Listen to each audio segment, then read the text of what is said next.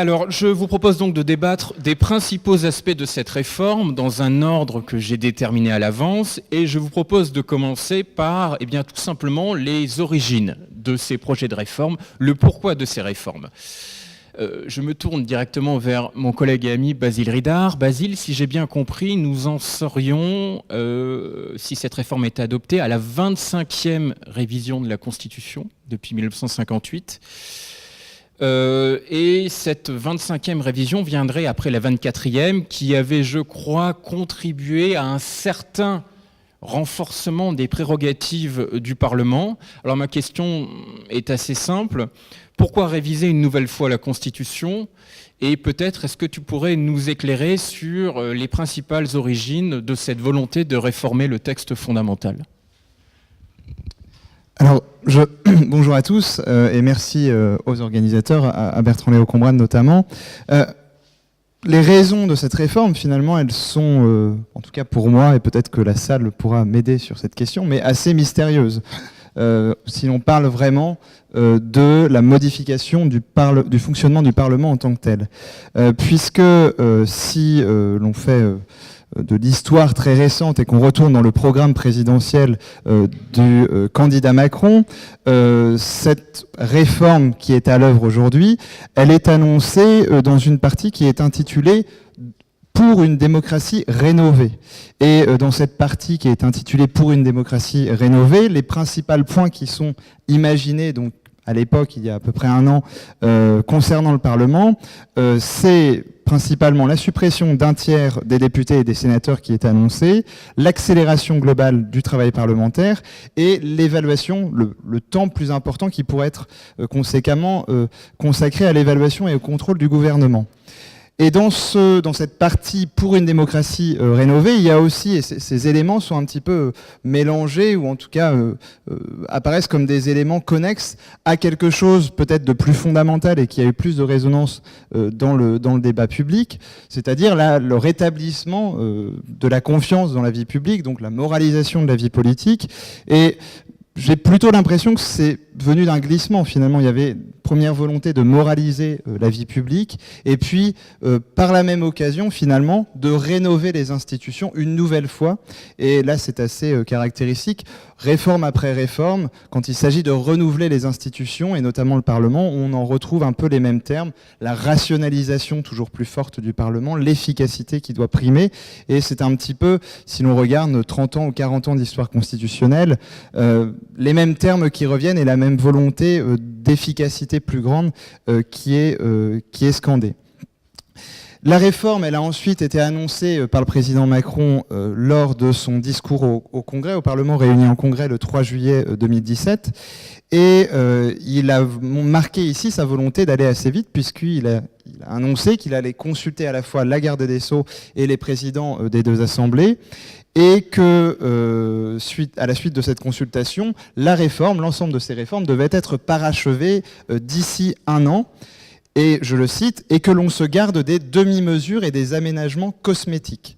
Alors, finalement, le calendrier annoncé n'a pas été respecté, puisque ça impliquait qu'il y ait une participation et une réponse directe de la part des autres acteurs, notamment des présidents des deux assemblées. Alors, à l'Assemblée nationale, il y a une réponse assez rapide et un début de réponse assez rapide qui a été donné, puisque le président de Rugy a très vite lancé une méthode nouvelle et des groupes de travail, 7 groupes de travail composés de 10 parlementaires chacun.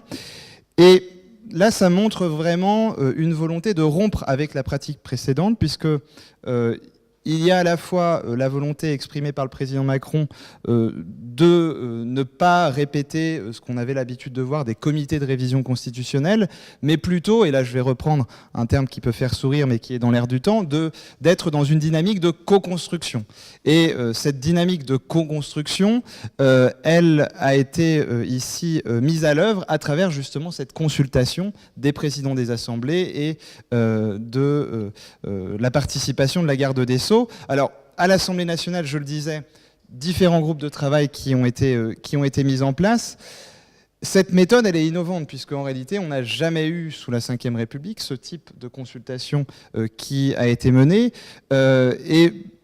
Rapidement, quelques chiffres. Ces 7 groupes de travail, ils sont intervenus pendant 120 heures au total, et ils ont interrogé au total 160 experts et représentants de la vie civile. Donc on a vraiment eu, en assez peu de temps, puisque la carte, la feuille de route a été annoncée par le président de Rugy en septembre dernier.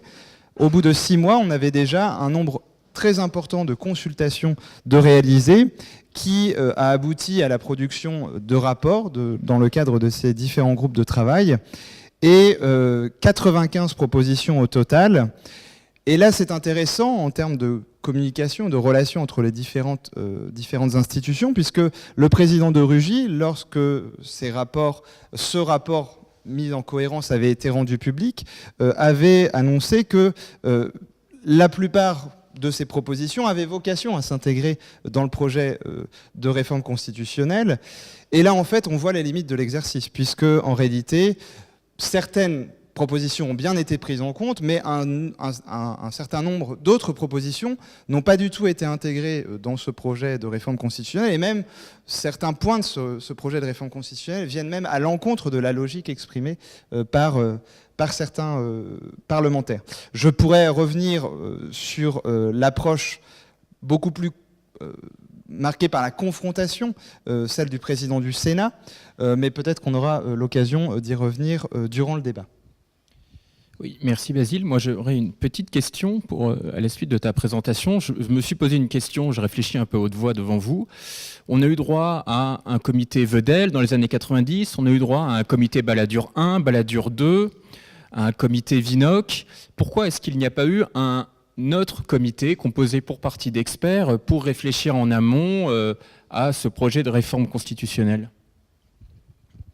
Alors, il me semble que ces experts, en réalité, ils ont été consultés à partir du moment où le programme a été annoncé, et le début de la réflexion sur la réforme, il a été lancé en septembre principalement avec les annonces du président de Rugy. Donc, la volonté, c'était peut-être d'impliquer davantage d'acteurs de la société civile. On a eu notamment une consultation citoyenne qui a été organisée avec des milliers de contributions, et ça a été réalisé notamment dans le cadre d'ateliers de travail avec des députés. Et on a eu un rendu finalement de l'expression de ces citoyens qui a été intégré, qui a été synthétisé bien sûr, mais qui a été intégré dans le rapport du groupe qui s'intitulait, enfin qui était consacré à la démocratie numérique. Donc je n'ai pas véritablement la réponse à ce pourquoi change de méthode et on s'inscrit plus dans le cadre plus traditionnel de comité d'experts comme le comité Balladur. Mais je pense que voilà, le mot qui caractérise cette nouvelle approche, c'est véritablement la co-construction, en tout cas la mise en cohérence d'avis à la fois d'experts, mais aussi de citoyens qui s'intéressent à la question. D'accord. Peut-être que vous voulez ajouter un point ? Juste, on avait quand même un peu un modèle pour ce type de, où ce type de méthode a été utilisé. Donc là, je parle en tant qu'environnementaliste, qui était la charte de l'environnement, où il y avait effectivement eu aussi une consultation citoyenne et un groupe qui avait été nommé, un comité chargé de réfléchir, qui était pour le coup composé de membres issus de la société civile. Mais quand même, à la fin, voilà. Les décisions ont quand même différé de l'apport de ce comité, la commission présidée par Yves Coppens. Donc ça avait déjà été expérimenté en matière constitutionnelle, en l'occurrence avec la charte. Me semble-t-il. Oui, mais pas en matière procédurale en réalité. Bon, mais en tout cas, pas de comité Balladur 3, a priori, pour cette réforme. Alors, on va peut-être passer au cœur du projet de réforme, mais si vous avez des questions, nous les garderons pour en discuter plus sur le fond. Alors, je suis, comme vous le savez, un constitutionnaliste extrêmement rigoureux, et afin de ne pas me laisser perturber par la façon dont les médias ou l'opinion perçoit cette réforme, je suis allé lire ces projets, j'ai lu l'exposé des motifs, et donc le projet est intitulé de la façon suivante: projet de loi constitutionnelle pour une démocratie plus représentative, responsable et efficace. Écoutez, moi je trouve ça très bien, j'y suis très favorable. Mais pourtant, j'ai écouté le président du Sénat, Gérard Larcher, qui nous a expliqué que jamais depuis 1958, une révision constitutionnelle n'avait autant réduit les pouvoirs du Parlement. Alors, j'espère que les intervenants vont pouvoir peut-être nous éclairer sur les tenants et aboutissants et sur ce qu'il en est vraiment. Et je pense que nous pourrions commencer par nous intéresser au mode de scrutin, à l'évolution du mode de scrutin, c'est-à-dire au mode d'élection des députés. Pour rappel, les députés sont élus au suffrage universel direct, au scrutin uninominal majoritaire à 2 tours. Il y a des avantages et des inconvénients, comme souvent. L'avantage, c'est de permettre la désignation d'une majorité stable qui soit en mesure de gouverner. L'inconvénient étant que les citoyens ne se sentent pas correctement représentés à l'Assemblée nationale.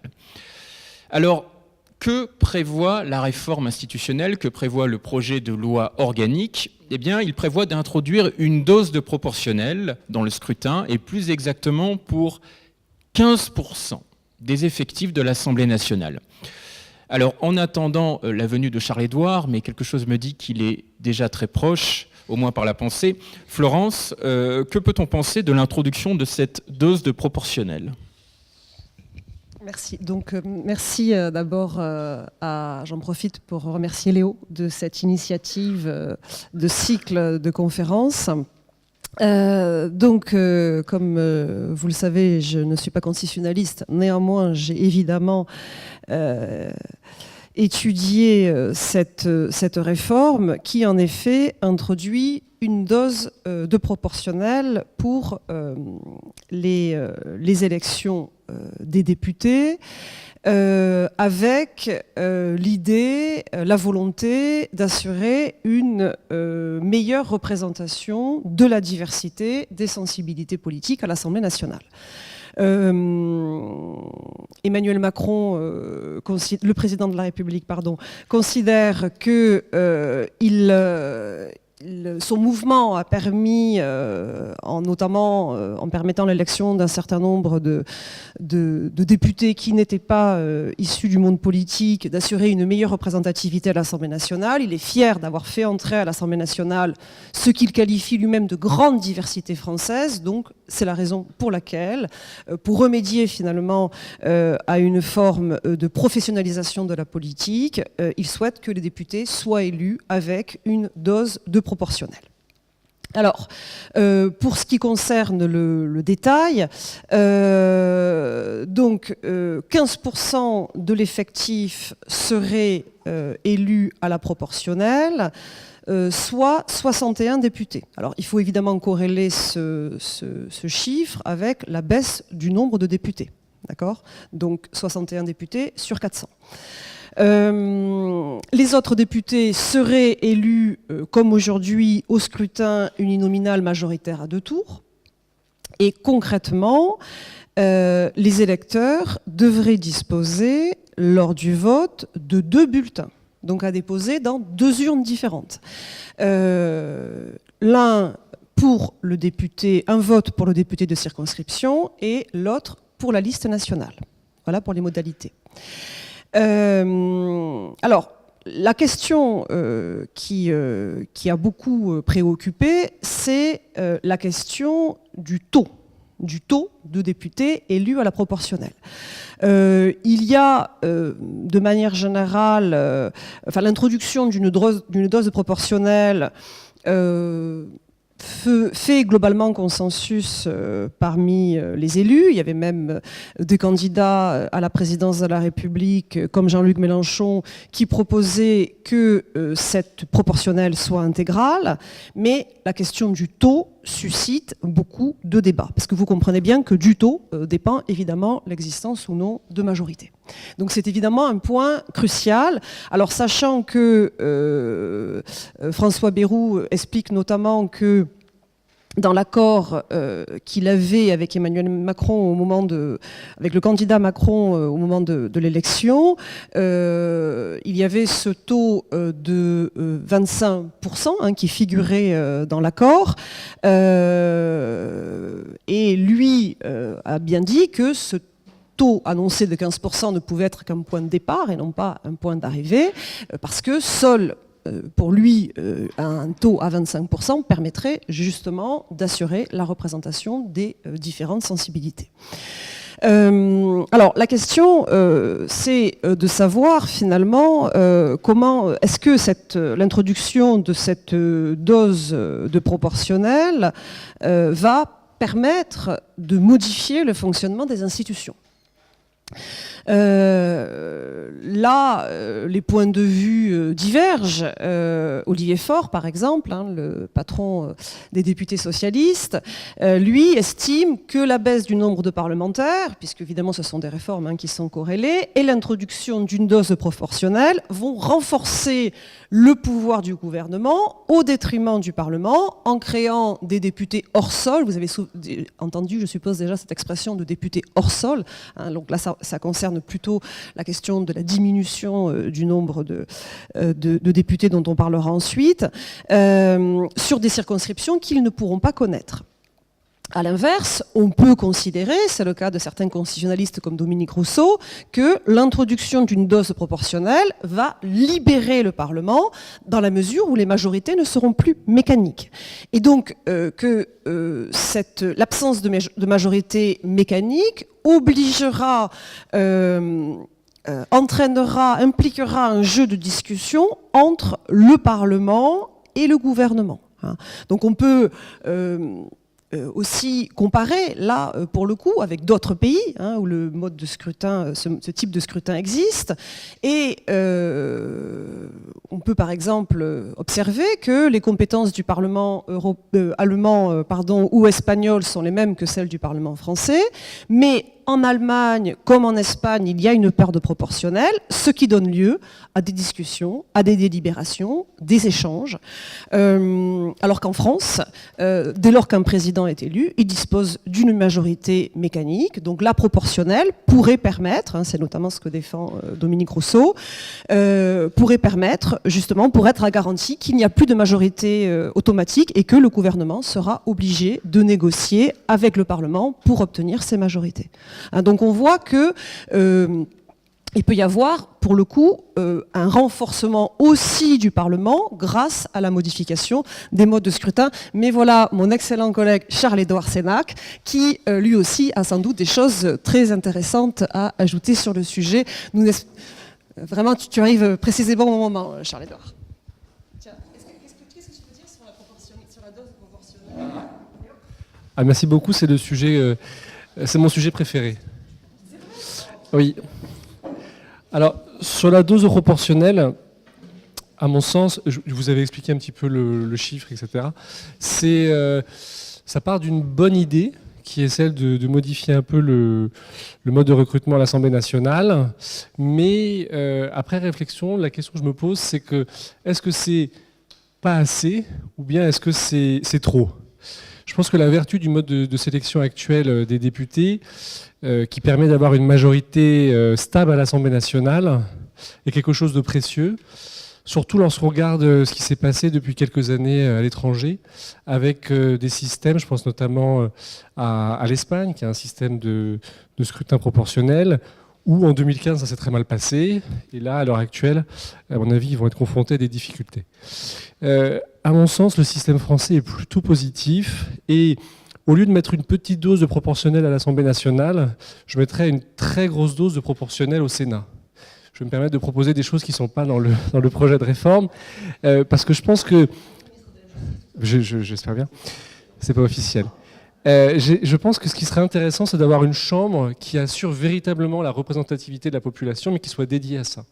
Donc un Sénat composé exclusivement à la proportionnelle et évidemment élu directement par les électeurs.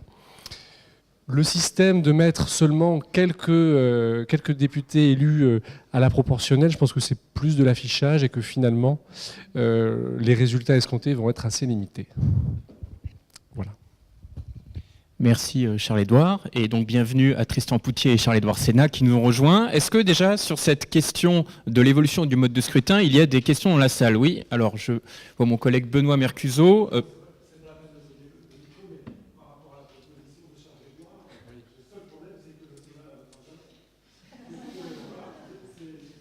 Alors, je me permets de retraduire les propos de mon collègue au cas où on ne l'entendrait pas dans la captation vidéo. La question serait de savoir si le Sénat accepterait... il n'y a pas de question. Le Sénat n'acceptera pas une représentation proportionnelle intégrale. Oui, alors... Par ailleurs, je trouve qu'il y a une vraie interrogation qui semble, au fond, faire relativement consensus au sein des partis politiques sur la bonne idée que serait la diminution du nombre de parlementaires. Moi, assez rapide. D'accord. Oui, donc deux, trois questions, réactions, mais la première, c'est que si imaginons que le Sénat, dans un instant d'égarement, vote la révision constitutionnelle que tu proposes, ça pose une question qui est celle de la légitimité démocratique. Est-ce qu'on ne court pas le risque de considérer qu'une proportionnelle qui assurerait la représentation de la nation avec toutes les subtilités et les nuances de la vie politique soit considérée comme plus démocratique, plus représentative et du coup plus légitime que ne le serait un mode de scrutin visant à dégager des majorités, quitte à biaiser le corps électoral pour dégager ces majorités. Auquel cas, il ne pourrait pas se trouver qu'une crise de légitimité entre un Sénat qui est supposé tempérer, modérer l'Assemblée nationale, mais qui ne fonde pas la légitimité du pouvoir exécutif. Première question. Deuxième question, 15%, 20%, 25%, je vois bien l'enjeu pour les partis politiques qui ont la haute main sur qui ils présentent pour les scrutins proportionnels, mais concrètement, 15% de 400, ça fait 60. Pour un parti qui ferait, mettons, 5%, il pourrait peser dans la vie publique. Ça veut dire 2 députés, 3 députés, on passe à 25%, ça veut dire 5 députés. On est très loin de pouvoir constituer un groupe politique. On est finalement dans l'enjeu, est-ce qu'il y a une voix, 2 voix, 3 voix qui peuvent porter un discours différent à l'Assemblée nationale, mais qu'il soit 2 ou qu'il soit 5, franchement, mis à part les carrières des 2 ou 3 supplémentaires, je ne trouve pas très bien quel est l'enjeu vital pour nos institutions. Je ne sais pas si c'est une question de remarque. Mais... troisième question-remarque. On parle de députés hors sol, de parlementaires hors sol, comme si le rapport au territoire hors sol était quelque chose d'important pour la représentation politique. Et pour le coup, c'est une vraie question. D'aucuns diront que oui, il faut représenter des personnes qui sont ancrées dans une réalité locale. Il y a aussi une autre réalité qu'on vit dans une société de plus en plus mobile, dans laquelle, au final, ceux qui ne bougent pas, ce sont les médecins, les commerçants et, j'allais dire, les pauvres, et même là, c'est pas évident. Et donc, on a des appareils politiques qui sont trustés par les professions libérales à clientèle, par les commerçants, mais où, on va dire, les cadres supérieurs, les cadres moyens aussi, bref, ceux qui déménagent tous les 10 ans, n'ont pas d'enracinement local, n'ont pas d'implantation locale. Est-ce que, réellement, le modèle du député Auchan, il y a eu un sous-préfet Auchan, c'est pas ici un carrefour du droit, du développement, est-ce que le modèle du député Auchan est encore un modèle pertinent pour le XXIe siècle? Est-ce que l'enjeu du quota proportionnel, c'est pas justement de permettre cette représentation de la population hautement mobile et qui, du coup, ne reste pas dans une circonscription le temps d'avoir une représentation sociologique? Est-ce que je peux essayer de répondre? Alors, je répondrai d'abord à Benoît. Notre président de la République, dans sa grande sagesse, a dit que la voie de l'article 11 n'était pas exclue. Donc, on ne sait jamais. Et même si le président du Sénat peut être très menaçant, je pense que ça pourrait être une piste intéressante. Sur la représentation proportionnelle, je pense qu'au bout du chemin, mais j'ai peut-être une vision assez négative, pour moi la représentation proportionnelle c'est vraiment un entre-deux, c'est presque un cache-misère, parce que c'est finalement l'idée que la population devrait être représentée par ses élus, mais le système du gouvernement représentatif, à mon sens, ne fonctionne pas comme ça. L'élection, qui est vraiment la cheville ouvrière du système représentatif, c'est l'idée de désigner des dirigeants. Si on veut que la population soit bien représentée, au sens où il y a une bonne représentativité de la population, à mon avis, c'est un entre-deux. Le meilleur système, si on veut que la population puisse vraiment être représentée dans le sens de représentativité, c'est de la laisser elle-même agir. Donc il faut, à mon avis, soit basculer sur un gouvernement représentatif avec le scrutin majoritaire qui assure d'avoir une désignation d'une majorité, soit développer plus la démocratie directe. Ça serait une solution. C'est pour ça qu'à mon sens, la représentation proportionnelle, j'ai peut-être une vision assez négative, c'est vraiment un entre-deux. C'est quelque chose, c'est un compromis entre deux logiques qui sont différentes. Et c'est pour ça que je ne pense pas qu'on instaurer une dose à l'Assemblée nationale va bouleverser le système. Bien, merci Charles-Édouard. On pourra revenir éventuellement sur ce sujet à la fin de la séance. Je voudrais que nous parlions maintenant un petit peu du projet de limitation du nombre de mandats. Si vous allez lire le projet de loi organique, il prévoit l'interdiction du cumul de plus de 3 mandats consécutifs identiques. Et si l'on lit l'exposé des motifs, cette réforme constituerait la garantie, je cite, du renouvellement démocratique attendu de longue date par les Français. Alors, je me tourne vers Florence et vers Charles-Édouard. Que penser de cette limitation du nombre de mandats ? Quelle est son utilité ? Et est-ce que vous ne pensez pas, comme le président Gérard Larcher, qu'elle porterait atteinte à la liberté de choix par les électeurs de leurs représentants ? Merci. Je laisserai parler après, Charles-Édouard.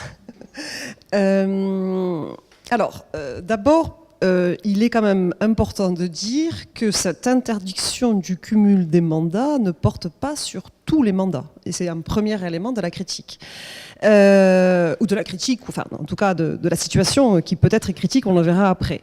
Donc il s'agit de... la limitation porte sur 3 mandats identiques, complet et consécutif, donc avec l'idée, comme Léo l'a dit, d'empêcher, une volonté d'empêcher une excessive professionnalisation de la vie politique, en tout cas c'est l'objectif, et seraient concernés par cette limitation les députés à compter du prochain renouvellement, les sénateurs à compter de 2021, les députés européens, les présidents de conseil départemental ou régional, le président du conseil de la métropole de Lyon, les présidents du conseil exécutif et de l'Assemblée de Corse, les fonctions exécutives locales en Outre-mer et les maires des villes de plus de 9000 habitants, soit 3% des maires, et les présidents d'établissements publics intercommunaux, donc on appelle les intercommunalités de plus de 25 000 habitants, soit 48% des présidents d'intercommunalités. D'accord ? Donc, ce qui veut dire, vous l'avez compris, que l'interdiction de cumul des mandats ne portera que sur certains mandats. Et cette interdiction ne s'applique pas donc aux mandats locaux, comme les mandats de conseiller municipal, conseiller départemental, conseiller régional. Seuls les mandats de parlementaires, députés, sénateurs, députés européens, je l'ai dit, et les fonctions exécutives locales sont concernés. Donc c'est une limite de la réforme. Alors vous avez entendu aussi que la limitation ne s'applique qu'aux mandats ou fonctions consécutifs et complets. Et là encore, c'est un élément important, puisque on peut imaginer que cette limitation pourrait être contournée par des élus qui pourraient faire appel à, comme Poutine l'a fait, sans faire d'analogie déplacée, mais si c'est déplacé, bon pardon, mais à des personnes qui les remplaceraient pour un mandat, pour ensuite pouvoir effectivement, pour leur permettre ensuite de retrouver leur mandat 5 ou 6 ans plus tard.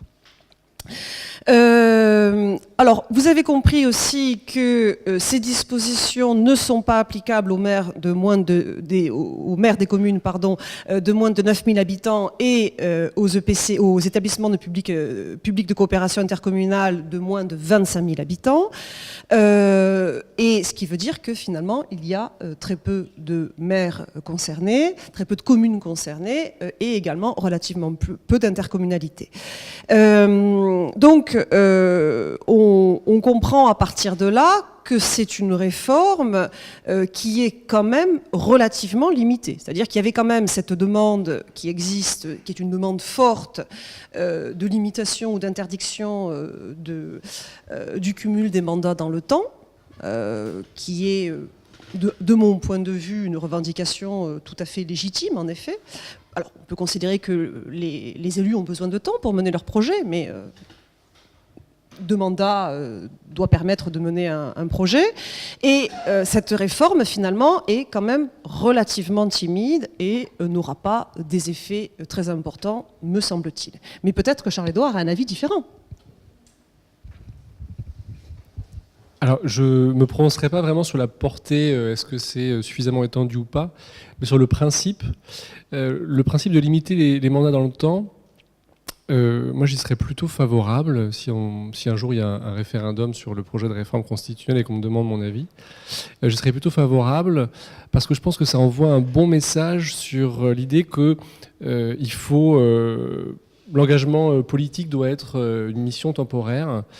Ce qui n'est pas du tout, à mon avis, la direction que prend la vie politique française, où on a une extrême professionnalisation de la vie politique avec des jeunes de 21, 22 ans qui deviennent assistants parlementaires et puis ensuite vont avoir différents mandats avant d'arriver députés. Ce sont des personnes qui n'ont connu que l'engagement électoral, même pas politique d'ailleurs, parce que c'est plutôt électoral.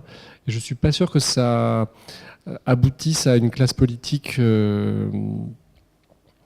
véritablement adapté, véritablement légitime. On aura des carriéristes avant tout. Donc c'est le message moi, que j'aime bien avec la limitation du nombre de mandats, même si pour certains pays qui l'ont pratiqué à l'extrême, et je pense notamment au Mexique où il y avait eu la règle du mandat unique, là ça a eu des effets assez négatifs parce que les personnes étaient élues et ensuite n'étaient plus sous le coup de la entre guillemets responsabilité devant les électeurs.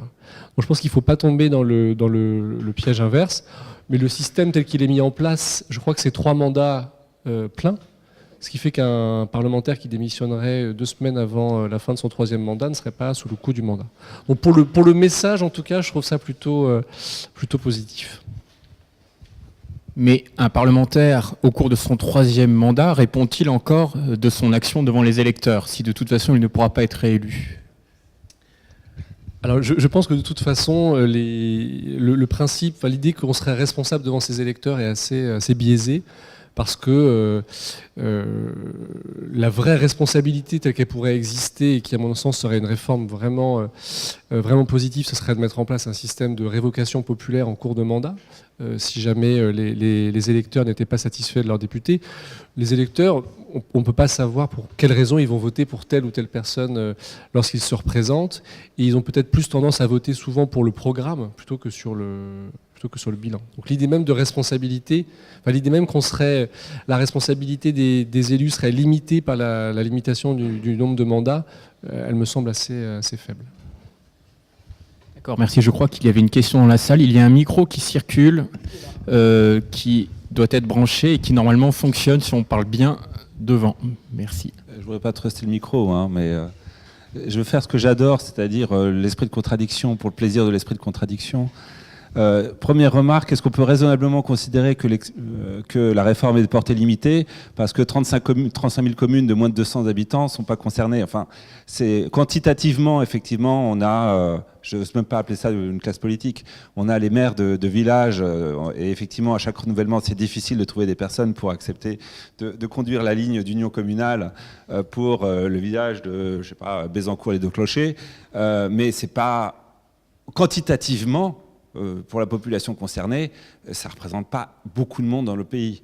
Donc, je veux dire, je crois que l'essentiel, l'immense majorité des fonctions politiques on va dire, compétitive, électorale, sur lesquelles il y a un enjeu, est concernée par la réforme. Deuxième remarque, on est là à taper sur la professionnalisation de la vie politique, avec l'idée que des amateurs seraient plus compétents que des professionnels. Est-ce que c'est une idée si évidente? Et accessoirement, qu'est-ce qu'on attend à ce moment-là comme compétence de la part des parlementaires si ce sont des fonctions qui sont mieux exercées par des amateurs que par des professionnels? C'est une vraie question. Est-ce que c'est du bon sens de M. Perrichon qui monte à la capitale? Est-ce que c'est la capacité à prendre son temps et à peser le pour et le contre? Je ne sais pas bien quelle est la figure du parlementaire qui se dégage de ce discours sur la non-professionnalisation de la vie politique. Troisième remarque, je ne suis pas du tout convaincu que la limitation à 3 mandats soit de nature à faire disparaître une logique de cursus honorum où on commencerait avec des petites fonctions et puis prêteur, tribun, consul, proconsul, on déroulerait sa carrière politique. Donc je ne vois pas en quoi c'est de nature à remettre en cause une logique de professionnalisation de la vie politique. Et là je me tourne vers les comparatistes. Je ne suis pas convaincu d'ailleurs que cette démarche de professionnalisation de la vie politique ne soit pas un phénomène à l'échelle mondiale. Donc c'est probablement qu'il y a des raisons qui sont autrement plus puissantes que simplement les possibilités ou les impossibilités constitutionnelles. Dernière remarque un peu question en tout cas, est-ce que cette limitation du nombre de mandats et donc la nécessité pour quelqu'un qui, par hypothèse, serait un professionnel de la politique, de devoir faire évoluer sa carrière en obtenant des investitures pour d'autres mandats européens, etc., ne le rend pas beaucoup plus dépendant qu'il n'est déjà de la structure partisane pour son investiture? Est-ce que finalement ce couperet qui pèse sur lui, qui est que à ton 3e mandat, tu ne pourras pas te représenter et tu ne pourras pas finalement profiter des capitaux politiques que tu as su construire sur ta circonscription, est-ce que ça ne va pas le rendre encore plus dépendant qu'il n'est de sa structure partisane? Et donc, est-ce qu'on va réellement vers une sorte d'image épinale du professeur de droit compétent, spécialiste de droit constitutionnel, qui décide de consacrer 5 ans de sa vie parce qu'il y a aussi ce biais sociologique, hein. On connaît un petit peu les institutions et le droit, et donc on s'imagine bien... ma foi, oui, un détachement à l'Assemblée nationale pendant 5 ans. Ensuite, on reviendrait enseigner à nos étudiants ce qu'on aurait appris pendant ces 5 ans. Ce serait pour le mieux dans le meilleur des mondes possibles. Est-ce que ce modèle de l'amateur éclairé est bien vraiment ce qui risque de se dégager de cette réforme? Florence, Charles-Édouard, est-ce que vous voulez répondre à ces remarques? Oui. Alors, sur l'opposition amateur-professionnelle, je la partage pas totalement. Je pense pas que les députés politiques de longue date soient des professionnels, dans le sens où ils auraient certainement une meilleure connaissance de la cuisine interne, mais je pense pas que ça fait d'eux des meilleurs législateurs. Il n'y a qu'à voir la qualité des lois, en fait, depuis de nombreuses années. Ensuite, ils sont souvent entourés de personnes qui ont les compétences techniques et juridiques pour les aider. Donc je pense que j'aurais tendance, mais là j'ai certainement une vision un peu trop naïve des choses, à opposer des personnes qui sont plus désintéressées de ceux qui sont là avant tout parce qu'ils ont envie d'être là et continuer leur carrière. Et je pense que la professionnalisation de la vie politique est généralisée dans le monde, mais à mon sens c'est un peu comme la pollution des océans, c'est généralisé dans le monde, mais ça ne veut pas dire qu'il ne faut pas essayer de lutter contre. En écoutant Emmanuel, je pensais à ce merveilleux film de Frank Capra qui s'appelle Mr. Smith au Sénat et qui montre justement que, alors certes, on peut considérer que Capra était un grand idéaliste, mais qui montre justement que une forme que le travail finalement peut remplacer la compétence et que l'investissement dans son mandat, même si on n'est pas un spécialiste de telle ou telle question, peut aussi pallier une compétence technique. Voilà. C'est un élément que je partage complètement avec Charles-Édouard de ce point de vue.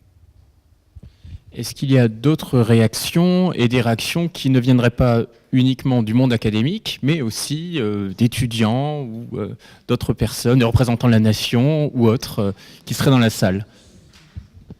Non, moi je veux juste livrer mon expérience d'élu local depuis 2 mandats et demi, puisque je trouve que 3 mandats, c'est bien. Au-delà, ça devient... On a du mal à se renouveler. L'usure du pouvoir, elle atteint tout le monde. Et à un moment donné, je pense que même dans les mandats municipaux, dans les petites communes comme la mienne, il y a une forme d'usure du pouvoir. On a besoin de personnes nouvelles, on a besoin de renouveler nos idées, on a besoin de ne pas être pris dans la même logique, parce qu'on a toujours fait comme ça, parce que c'est plus facile. Voilà. Donc moi, je suis très, très favorable à l'interdiction du cumul des mandats. Et si on avait même pu l'étendre à tous les mandats, j'aurais trouvé ça encore plus démocratique, encore plus nécessaire. Parce que cette idée sur laquelle on ne trouve pas des gens pour prendre son flambeau, je trouve ça quand même extrêmement présomptueux. Je pense qu'il y a partout dans tous les territoires des personnes désireuses de s'investir. Et donc je pense qu'il y a aussi... Alors c'est vrai qu'il y a des difficultés peut-être concrètes dans les toutes petites communes, mais personnellement, l'expérience que j'en ai, c'est que je trouve qu'à un moment donné, le renouvellement, il est bon. Voilà. Et je ne trouve pas qu'on puisse opposer amateurs et professionnels. On est là pour apprendre. Quand on est un élu, on ne sait rien, même si on a peut-être des compétences au départ. Moi, j'étais juriste, donc j'avais peut-être un peu plus de compétences sur un certain nombre de domaines, mais finalement, j'en avais moins que d'autres qui n'étaient pas du tout des juristes et qui étaient bien meilleurs que moi pour gérer d'autres domaines. Vous voyez ce que je veux dire? L'idée qu'il y a des professionnels de la politique, au Parlement, on a beaucoup renouvelé cette année. Il n'y a pas beaucoup de juristes, et pour autant, je suis sûre je vois bien qu'ils ont appris aussi très vite. Voilà. Juste pour réagir à ce que vous venez de dire, en fait, ça arrive que tous les modèles que vous décrivez supposent un électeur qui serait éclairé comme on l'étudie à la fac, et ça n'existe pas. Je veux dire, même nous, on fait des études et tout, mais ça n'existe pas. Dans mon village, on est moins de 200, et le maire, ils sont maires de père en fils depuis je ne sais pas combien de générations. Et il y a d'autres listes. Mais ça, c'est le miracle de l'élection, hein, c'est simplement... Il y a d'autres listes qui se présentent en face, et je ne sais pas comment ça se passe, mais personne ne veut jamais voter pour eux. Même si personne n'est content à la fin de ce que font la génération de maires. Donc bon, l'électeur éclairé et la limitation des mandats, on fait quoi si on n'a plus de maires? Isabelle vous dit que vous aurez toujours des maires, mais vous aurez peut-être toujours les mêmes maires. Voilà, donc il faut... Non. Voilà. Oui, ce serait déjà un élément de changement, effectivement. Alors, on est déjà évidemment très très en retard, mais c'est bon signe, ça veut dire que voilà, il y a des questions et des réactions. Un autre sujet assez polémique qui, à mon avis, pourrait retenir votre attention ce soir dans cette réforme, dans ce projet de réforme, pardon, c'est évidemment la réduction du nombre de parlementaires, dont on a beaucoup parlé, dont j'ai beaucoup parlé avec mes étudiants en première année. Le projet de loi organique prévoit la diminution de 30% du nombre de députés et du nombre de sénateurs, ce qui ramènerait donc le nombre de députés à 404 et le nombre de sénateurs à 244 contre 577 aujourd'hui et 348 actuellement. Alors je vous cite les propos du président de la République qui justifie ce projet de réforme. Un parlement moins nombreux, c'est un parlement où le travail devient plus fluide, où les parlementaires peuvent s'entourer de collaborateurs mieux formés et plus nombreux. Bref, c'est un Parlement qui travaille mieux. Alors, Charles-Édouard, Isabelle, pourquoi cette réduction et quelle pourrait être son utilité? Isabelle, est-ce que tu veux commencer? D'abord Charles-Édouard. Merci. Alors, on est d'accord que quand on dit moins nombreux, ça veut dire moins de sièges. Parce que des fois, on regarde l'Assemblée nationale et on a l'impression qu'ils ne sont pas à 577 au Palais Bourbon. Sur la réduction du nombre de parlementaires, alors, je trouve les arguments du président assez... c'est pas évident, et je pense que de toute façon, parler de plus démocratique, plus efficace, plus représentatif, c'est un peu dangereux, parce que le mieux est souvent l'ennemi du bien en matière d'institutions politiques. Sur la réduction, moi j'ai regardé ce qui se fait à l'étranger. Alors c'est vrai que si on regarde ce qui se fait juste à côté de chez nous, il semble qu'on ait un nombre de parlementaires honorable.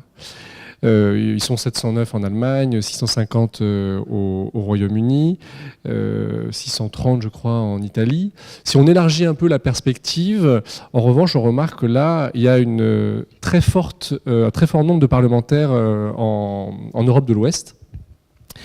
Au niveau mondial, il y a, si on prend tous les parlements monocaméraux, donc avec une seule chambre, comme par exemple la Turquie ou la Chine, et la chambre basse des parlements bicaméraux, sur une centaine de chambres concernées, il y en a seulement 13 qui ont plus de 500 membres, ce qui est assez faible.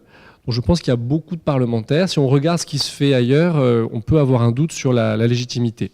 Mais bon, comparaison de vos paraisons, donc si on met de côté le nombre de ce qui se fait à l'étranger, à mon avis, il y a une démarche plutôt positive qui est celle couplée à la réduction, voire même à la disparition du cumul des mandats.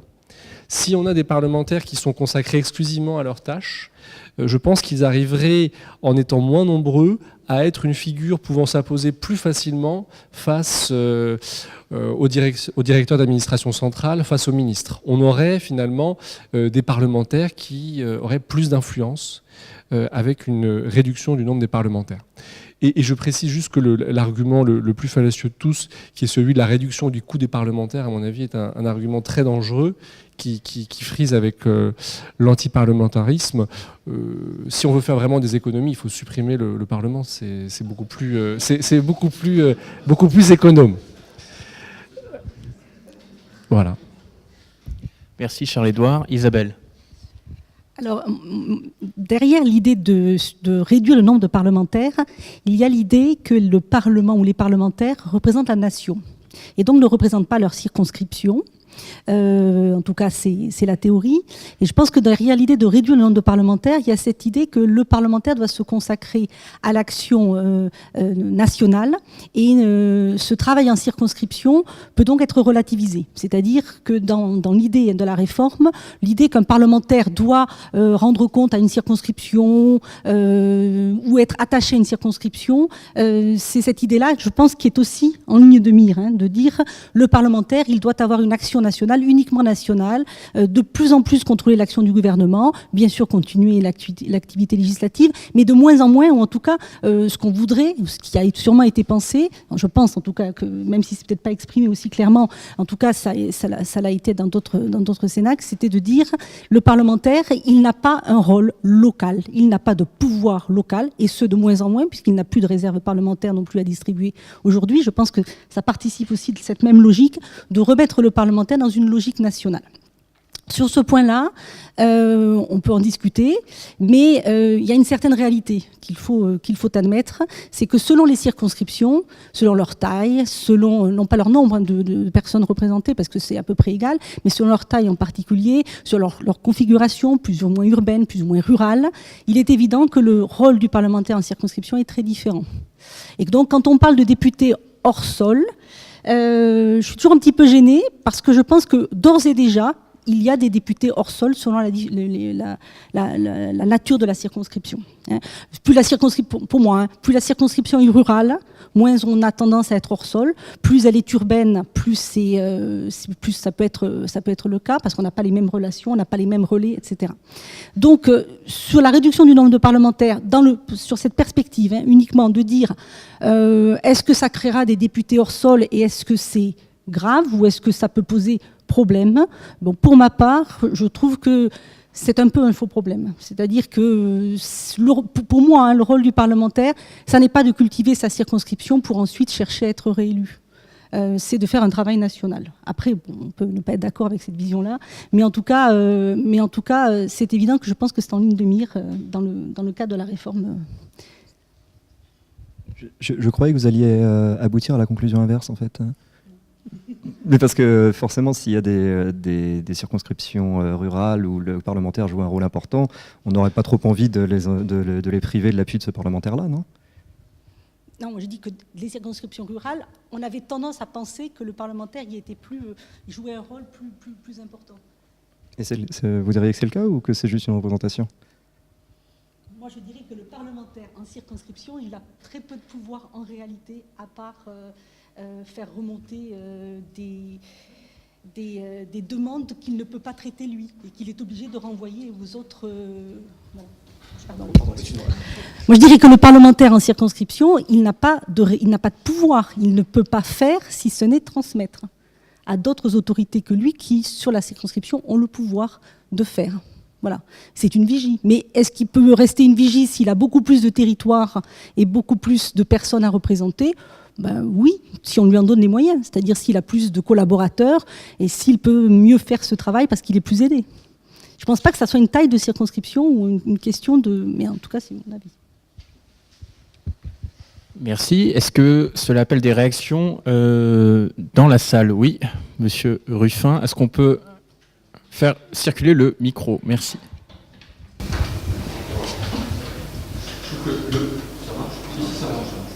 Je trouve que le premier point, c'est de se demander à quoi sert le Parlement et à quoi on veut qu'il serve. Aujourd'hui, moi, quand j'entends pouvoir législatif, ça me fait penser à quand j'entendais Union des républiques socialistes soviétiques, on disait 4 mots, 4 mensonges. Pouvoir législatif, 2 mots, 2 mensonges. La loi ne se fait pas à l'Assemblée nationale. Il faut, à la limite, elle est amendée à la marge, mais de mon point de vue, je parle en Mr. Smith qui débarque dans cette Assemblée-là, mais elle ne se fait pas à l'Assemblée nationale. Je vais vous donner un exemple. On sait tous les projets ministériels, l'essentiel de ce qui débarque à l'Assemblée, ce sont des projets, non pas des propositions. Mais par exemple, jeudi, vous allez enfin avoir une proposition qui va être adoptée. C'est une proposition de loi sur les fake news. Cette proposition de loi, Emmanuel Macron en a eu l'idée, je dirais le caprice, puisque étant attaqué pendant la campagne présidentielle, il s'est dit qu'il faut réagir. Il a annoncé à la presse, lors de ses vœux à la presse tout début janvier, le 2 ou 3 janvier, et ça devient non pas un projet de loi porté par le ministère de la Culture, mais ça devient une proposition de loi. Pourquoi? Parce qu'il a trouvé un parlementaire qui va servir de marionnette et faire un numéro de ventriloquie en présentant le projet qui a été conduit en amont par le ministère. Pourquoi? Parce que ça lui évite une étude d'impact, du coup ça lui fait gagner 2 mois, du coup ça sera bon pour les élections européennes. Et je veux dire que la très vaste majorité de ce qui se passe à l'Assemblée nationale, c'est l'exécutif qui l'a décidé. Quand il y a une statue de Montesquieu dans la cour de l'Assemblée nationale, juste en face de l'hôtel de l'AC, mais la séparation des pouvoirs dans ce pays est une fiction. Donc pour moi, la question centrale devrait être du projet de réforme, c'est qu'est-ce qu'on veut faire dans ce Parlement et est-ce qu'on veut contribuer à couper le lien entre l'Élysée et l'Assemblée. Aujourd'hui, alors c'est vrai que moi, quand j'entends qu'il faut une démocratie plus fluide, plus efficace, ainsi de suite, ça veut dire que j'entends qu'au fond, le pouvoir qui nous reste, qui est un pouvoir d'interpellation, et qui soit un pouvoir d'interpellation en local ou en national, c'est ce peu de choses-là qu'on veut nous noter. Parce que quand on dit qu'il va falloir qu'on va réduire les pouvoirs du Parlement, je veux dire, les pouvoirs du Parlement aujourd'hui, il n'y a pas lourd quand même. Enfin, j'aimerais vous entendre sur ça, sur qu'est-ce qu'il y a comme pouvoir au Parlement et qu'est-ce qu'on arrive encore à lui gratter, quoi. Et je dirais que même la manière dont est posée la réforme, c'est-à-dire l'exécutif qui a décidé, parce que le passage à 404 députés, ça a été décidé d'emblée par l'exécutif, le plan social. Donc, de dire, voilà, on va faire un plan social à l'Assemblée nationale, on va augmenter 30%, parce que comme en bon DRH, c'est comme ça que ça marche, et on est plus efficace quand on est moins nombreux. Bon, d'abord, dans un premier temps, ça nous a été présenté comme étant des mesures d'économie. Et ensuite, moi, j'ai eu un débat avec le Rugy, et il me dit, non, c'est comme ça, vous allez pouvoir recruter davantage de collaborateurs. C'est-à-dire qu'en fait, qu'est-ce qui se passe? L'Élysée ayant décidé que ça se ferait de cette manière-là, il faut ensuite trouver des prétextes et des justifications pour habiller la décision de l'Élysée et la rendre légitime. Bon, donc moi, ceci dit, je le dis, j'ai pas envie d'être un patron de PME parlementaire en recrutant davantage de collaborateurs. Moi, c'est vrai que je prétends qu'il y a un artisanat. Peut-être mettre du côté, des fois un côté artiste aussi, dans une possibilité d'interpellation à l'Assemblée nationale, d'écrire ses propres textes, de savoir sur quoi on va aller porter la plume dans la plaie, quoi. Donc je pense qu'il y a un côté artisan que moi je tiens à maintenir, et ça fait le lien avec ce qui se passe sur le terrain. Moi je trouve que d'un point de vue démocratique, la proportionnelle elle se justifie. Évidemment, il y aura une meilleure représentation des Français, même s'il faudrait penser à la représentation des Français aussi en termes de catégories socio-professionnelles, mais il y aurait sans doute une meilleure représentation des Français. En même temps, moi, l'attachement aux gens, je ne dirais pas au sol, au territoire, mais aux gens, c'est vachement important. Qu'est-ce que vous allez raconter sur l'apprentissage si en amont, vous n'avez pas déjà rencontré des gens qui tentent de devenir apprentis? Qu'est-ce que vous allez raconter sur le logement si vous n'avez pas été en contact avec des offices HLM? Et donc je dirais que pour moi, ça a une fonction importante, la circonscription, elle a une fonction importante comme ça, de pas seulement rencontrer les experts nationaux, mais aussi de recueillir des témoignages de gens et de les faire remonter. Et je pense qu'au fond, je le savais avant d'être député, donc ça n'est pas pour moi une désillusion, mais la fonction tribunicienne est quand même la principale fonction de l'Assemblée nationale. Et c'est une fonction qu'il ne faut pas oublier. Mais moi, j'aimerais vous entendre sur quelle est la fonction qu'on devrait aujourd'hui attribuer à l'Assemblée nationale, parce que quand on dit contrôle et évaluation, mais comment le contrôle et l'évaluation des ministres, du gouvernement, du président de la République va s'effectuer par des parlementaires dont la fidélité la majorité pléthorique et automatique et dont la fidélité est totale à ce président de la République pour des raisons électorales, parce que la manière dont ils ont été élus, c'est en ayant la photo du président au bon moment sur leurs affiches. Et je ne conteste pas, c'est pas propre à Macron, c'était des gens antérieurement. Et je ne vois pas comment il peut y avoir un sérieux contrôle et évaluation par la majorité parlementaire d'un gouvernement auquel il est à son service tous les jours.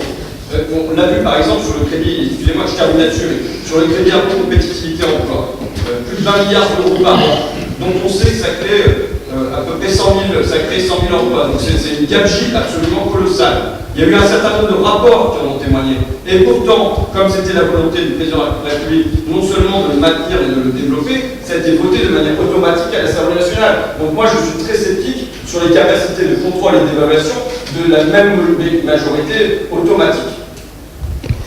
Merci, Monsieur Ruffin. Une réponse très courte avant de donner la parole à Benoît Mercuzzo. Sur les pouvoirs du Parlement, comme vous le savez, si vous avez étudié le droit constitutionnel, les pouvoirs du Parlement sont théoriquement, non pas vous spécialement, sont théoriquement nombreux, mais effectivement, en pratique, les décisions se prenant au Parlement, en principe à la majorité, les nombreux pouvoirs du Parlement appartiennent à la majorité. Et donc, l'opposition n'a pas toujours grand-chose à faire dans les deux chambres, et il se produit quelque chose de bizarre en France, c'est le phénomène majoritaire. Le fait majoritaire, ça consiste à soutenir le gouvernement pendant la durée d'une législature. Sauf qu'en France, le fait majoritaire consiste, et c'est un problème effectivement, à soutenir le président ou le Premier ministre pendant toute la durée du mandat, sans généralement émettre aucun esprit critique. Par exemple, c'est vrai sur la qualité de certaines études d'impact qui consisteraient non pas à critiquer forcément le fond du projet, mais dire que sur la proposition de loi anti-fake news, effectivement, aurait peut-être nécessité une petite réflexion de fond au sein du gouvernement. Donc on a un véritable problème avec le fait majoritaire, et c'est vrai que si on confie l'essentiel des pouvoirs de contrôle et d'évaluation à la majorité, on risque de ne pas aller très loin. Et pour en avoir discuté avec un collègue ancien ministre de la Justice, maître de conférence dans une université qui n'est pas très lointaine, il me disait, quand le Parlement contrôle et évalue, c'est parfait parce qu'au moins, il ne vote pas d'amendement. Et on sait très bien que le contrôle ne sert à rien puisque jamais le gouvernement ne sera renversé. Je laisse la parole à Benoît. Oui, moi je crois que c'est la question de fond qui vient d'être posée là. Entre la 24e et la 25e révision constitutionnelle, il s'est passé 10 ans. Or, c'est tout à fait intéressant de constater qu'en 2008, la dernière révision constitutionnelle, qui est sans doute la plus importante que la 5e ait connue, on prétendait revaloriser la fonction parlementaire. Là, aujourd'hui, évidemment, on n'écrit pas en gros qu'on veut la diminuer, mais en fait, très clairement, on veut la rendre plus efficace. Et la rendre plus efficace, ça veut dire quoi? Lui donner moins de temps, lui enlever des pouvoirs d'amendement, etc., etc. Et ça amène à se poser, effectivement, aujourd'hui, dans une démocratie, quel est le vrai rôle, quelle est la vraie utilité, quel est le vrai plus démocratique d'un Parlement.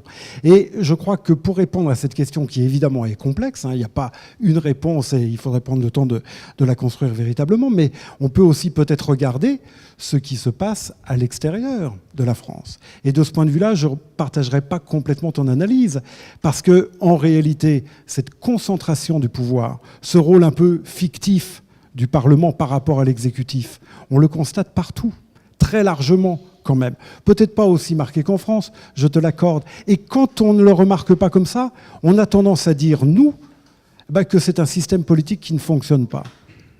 Je pense qu'il y a une discipline majoritaire en Allemagne, par exemple, mais il n'y a pas un phénomène majoritaire aussi fort, je pense. Mais je t'ai coupé, pardon. Mais, non, mais voilà, je pense que la vraie question, c'est ça. C'est, au fond, la séparation des pouvoirs, évidemment, a évolué considérablement. Et au fond, aujourd'hui, alors qu'on a besoin de séparation des pouvoirs, parce que s'il n'y a pas de séparation des pouvoirs, c'est la vieille leçon de Montesquieu, il y a forcément un abus du pouvoir, mais où est-ce qu'elle se trouve, où est-ce qu'il faut la mettre? Et peut-être qu'effectivement, il ne faut plus la mettre, en tout cas seulement au sein du Parlement. Mais ça veut dire qu'il faut inventer autre chose. Alors la fonction tribunicienne, peut-être qu'elle peut fonctionner, sans doute elle a des limites, mais enfin voilà, il faut réfléchir à ça. Mais je pense que c'est vraiment symptomatique que 10 ans après la révision constitutionnelle de 2008, qui globalement n'a quand même pas permis au Parlement de renaître, enfin franchement, voilà. Et pourtant il y a eu beaucoup d'innovations, d'éléments nouveaux qui ont été posés. Peut-être que c'est le moment de se poser vraiment cette question-là, qui est fondamentale, et de s'autoriser, pourquoi pas, mais ça ne va pas être fait à l'occasion d'une révision constitutionnelle, d'inventer autre chose. Bien, alors je vois qu'il y a plusieurs mains qui se lèvent. J'ai décidé en amont de ne pas mettre en place de temps législatif programmé. C'est-à-dire qu'il n'y a pas de limitation du temps de parole, mais forcément il y a une incidence. Soit on reste jusqu'à 23h30, soit certaines thématiques ne seront pas évoquées ce soir. Ça veut dire que certains de mes collègues auront préparé quelque chose pour rien ce soir. Je les prie de m'en excuser par avance. Qui voudrait prendre la parole sur cette question? Oui.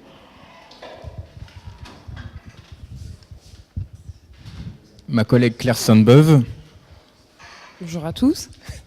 Est-ce que dans la continuité de ce qui a été dit, alors encore une fois, je dis encore une fois de manière un peu provocante, mais la réforme n'a pas vocation, encore une fois, à favoriser le fait majoritaire. L'introduction d'une petite dose de proportionnel à 15%, on peut imaginer quand même, dans une recomposition du paysage politique où on a dépassé un certain façade, clivage, gauche-droite, etc., cette petite dose de proportionnel pourrait permettre à compenser la majorité qui est un peu moins nette qu'elle a pu être avant. Et donc, de fait, il y a des thématiques qui sont assez populaires, comme la réduction des mandats, mais dont l'effectivité laisse un peu rêveur quand même. Donc, en fait, est-ce que c'est pas tout simplement le président Macron qui essaye de faire sa révision Macron, comme on a eu la révision Sarkozy, et de fait, ça ne change pas exactement grand-chose, et on élude les questions qui sont les plus importantes sur le rôle du Parlement, le rôle du parlementaire et la tournure que l'on souhaite donner à la démocratie actuelle. Oui. Emmanuel, peut-être, pour réagir à ce que dit Claire, ou ajouter un élément de réflexion. En fait, c'est un élément de... La loi vise, si je me souviens bien, la représentativité, la démocratie et l'efficacité. Quelque chose comme ça, oui. Pardon. Représentative, responsable et efficace. Est-ce que l'un des problèmes, et ce qui a été évoqué finalement, c'est pas que ces trois ambitions qui sont contradictoires et qu'à un moment donné, il y a un peu de philosophie politique à faire plutôt que de lancer des slogans en se demandant qu'est-ce qui est prioritaire dans cette logique? Est-ce qu'on veut quelque chose de représentatif? Est-ce qu'on veut quelque chose de démocratique? Ou est-ce qu'on veut quelque chose d'efficace? Et voilà, c'est juste une réflexion, mais qui reprend ce qui a été dit comme réflexion. Je pense qu'il y a quelque part un vice dans le raisonnement, qui est qu'on agite des grands principes sans réfléchir au fond sur le principe qui dirige cette révision constitutionnelle. Oui, monsieur. Pour rebondir sur ce qui vient d'être dit, je crois qu'il faut aller peut-être au fond de l'esprit de cette réforme. Vous avez rappelé plusieurs fois qu'il était dit qu'il s'agissait de diminuer le nombre de députés afin effectivement qu'ils s'entourent de plus d'experts, qu'ils soient plus efficaces. Je me demande si derrière il n'y a pas l'accent qui est mis justement sur une rationalisation du politique, donc une certaine vision techniciste aux dépens d'une conception délibérative du politique, où effectivement, comme vous l'avez rappelé, le député a un mandat général, il peut effectivement discuter des finalités. Or, on lui enlève effectivement cette discussion sur les finalités pour insister sur quoi? Sur le contrôle, sur effectivement ce qu'il peut apporter au niveau techniciste, etc. Et c'est donc une certaine transformation qui va d'ailleurs dans le sens de ce qu'on a appelé toute la doctrine de la fin des idéologies, de dépassement de la gauche et de la droite, vous voyez bien, où il n'y a plus, ou du fameux TINA, there is no alternative, où effectivement les députés ne sont plus là pour mettre en forme des lois qui, en principe, ne doivent que mettre en évidence ce qui est imposé par une réalité, ce qu'on prétend être la réalité. Voilà quelle est un peu la manière dont je ressens, moi, l'esprit de cette réforme. Alors, je me trompe peut-être. Hein. Oui, Tristan. Oui. Moi, en voyant ce projet de loi constitutionnelle, il y a une chose dont je me suis rendu compte, c'est que je me suis découvert très attaché à la révision de 2008 en réalité. Beaucoup plus que à la révision de 2008, beaucoup plus que je ne l'aurais pensé. Et vous disiez vous-même, on enlève au Parlement quelque chose qui a été gagné à ce moment-là. Donc il y a bien quelque chose malgré tout qui a été gagné. Peut-être qu'effectivement ça n'a pas eu des effets aussi éclatants et aussi qu'on aurait pu y songer, mais il y avait une part de naïveté là-dedans, bien entendu. Et donc de ce point de vue-là, je pense que il ne faut pas minimiser ce qui s'est fait à ce moment-là, et on pourrait chercher à travailler dans ce sens-là, continuer dans ce sens-là, plutôt que de se dire au fond le Parlement c'est fichu. Ça me semble un discours dangereux. Vous parlez d'inventer des choses, mais inventer des choses, bien souvent ça va vouloir dire mettre en place des corps intermédiaires dont on sait en France qu'ils fonctionnent pas très bien et dont la valeur représentative est souvent faible. Donc, je dirais qu'il ne faut pas prononcer l'acte d'essai du Parlement encore. Un exemple de cela, c'est ce qui se passe avec l'ordre du jour. Il y a quelque chose qui a été fait en 2008, et même si ça n'a pas produit tous les effets qu'on aurait pu attendre, aujourd'hui, le fait que l'exécutif veuille remettre la main sur ce qui lui a été enlevé en 2008 est significatif. C'est que pour eux, ça les gêne. Ça les gêne, ils voudraient avoir plus de marge de manœuvre pour avoir leur super projet de loi, super prioritaire. On n'a jamais vu des priorités pareilles, et ça exige de tout. Sur ce point-là, vous avez bien vu l'exposé des motifs. Ce qui est carrément incroyable, c'est que l'exposé des motifs justifie de redonner cette possibilité du gouvernement de reprendre la main sur l'ordre du jour, parce qu'il est dit que l'opinion publique attend les projets de loi. Voilà. Et c'est bien là la force de l'exécutif, et effectivement tout particulièrement de la Ve République, du fait de cette fameuse élection au suffrage universel direct. Mais voilà, je pense que de ce point de vue-là, le combat est très largement perdu du point de vue du Parlement, et encore une fois, il est très largement perdu, pas seulement en France. Et si on veut, parce qu'il nous faut une séparation des pouvoirs, si on veut une démocratie, il nous faut une séparation des pouvoirs. Si on a un Parlement qui intrinsèquement devient trop faible, il faudra bien trouver un autre élément pour construire cette séparation des pouvoirs. Je ne sais pas lequel, mais voilà. Comment ? Peut-être, j'en sais rien. Ouais. Enfin, il y a des écrits de Capitan là-dessus qui sont assez intéressants. Enfin bon, voilà, faudrait prendre le temps de regarder ça. Merci Benoît. Vous évoquiez rapidement l'ordre du jour. Parlons quelques minutes justement de l'ordre du jour, parce que tout le monde n'est peut-être pas au courant. Jusqu'à 1958, les assemblées françaises étaient très largement maîtresses de leur ordre du jour. En 1958, avec le parlementarisme rationalisé, le gouvernement a repris la main très largement. Et en 2008, le Constituant a procédé à un certain partage de l'ordre du jour entre les assemblées et le gouvernement. Et que se passe-t-il dans ce projet de révision de 2018 ? Il y a l'idée de redonner la main au gouvernement pour maîtriser une plus grande partie de l'ordre du jour. Je dis les choses assez simplement, mais peut-être que Isabelle et Basile pourront nous en dire un peu plus sur cette réforme, sur son utilité, sur l'opportunité de relaisser une plus grande marge de manœuvre au gouvernement, alors que là, les choses sont claires, c'est un dispositif que l'on ne retrouve pas dans les régimes parlementaires étrangers.